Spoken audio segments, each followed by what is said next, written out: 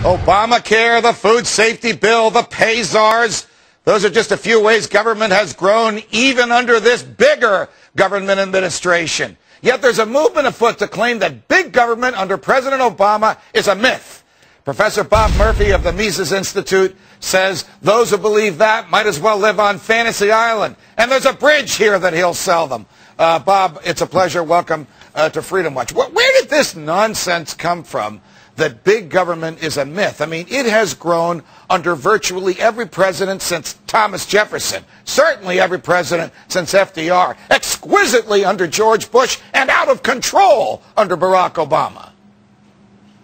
Well, you're right, Judge. I mean, it is a myth, this idea that there isn't a growing and bigger government. I mean, this isn't some idea that Fox News cooked up. When Obama was campaigning and then was elected, remember, people were saying he was going to be the FDR to George Bush's Herbert Hoover. So his own supporters were so glad about he was going to give us cap and trade. He was going to rein in the fat cats on Wall Street. You know, he was going to boost spending, and he'd have a stimulus package and bail out the economy. He was going to do all sorts of things, give us universal health care. Right. So this isn't some right-wing myth. That's what Obama told us he was going to do. But if you have an opposite number in the world of economics, it's probably Paul Krugman at Princeton. I mean, you are the quintessential defender of the free market, emphasis on free. He is the quintessential defender, whatever you think of him, of central government planning. Where does he come off suggesting to you, his nemesis and others, that big government is a myth, that we're not as big as we fear we are? Are we so big that we don't know how big we are?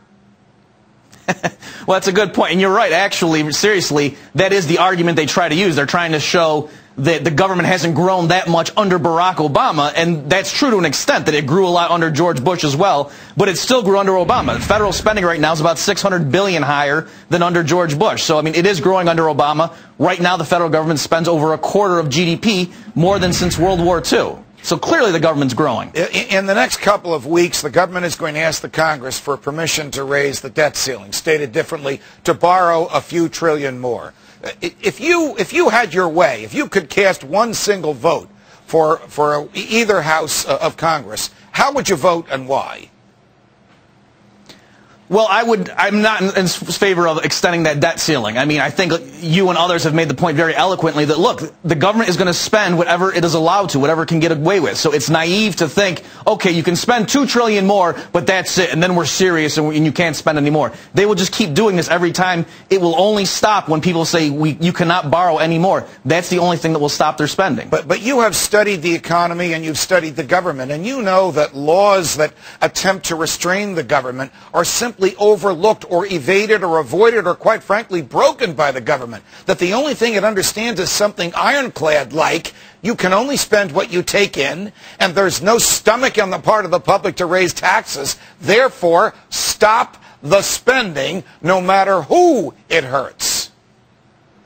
Yeah, that's exactly right. I mean, there's just not enough money to go around. They have to stop this cycle. If this were a private corporation, you know, the investors wouldn't say, well, we just got to keep pumping in more and more money because we don't want them to default. Eventually, they would say, this is a losing operation. We're not going to sink any of our money into this. So that's what needs to happen, that I think the Congress needs to put a clamp on it. The Treasury cannot be allowed to continue to borrow more money. So you shouldn't extend the debt ceiling. And if we were a private corporation, we would know what our income is. We would know what our expenditures are. We'd know the number of employees we have. The government doesn't know any of that because its growth is so astronomical. Correct me if I'm wrong, Bob Murphy. It is impossible for any person or group of persons to keep an accurate tab on it.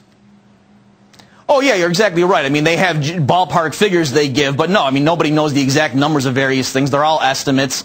And you're right. I mean, just the federal government is this huge entity. It's not actually being run by any one person. I mean, it's just this gigantic organization with competing interests. And you're right. People don't even know exactly what all of it is doing at any given time. That's how big it is. Bob Murphy, it's a pleasure. Thanks for joining us on Freedom Watch.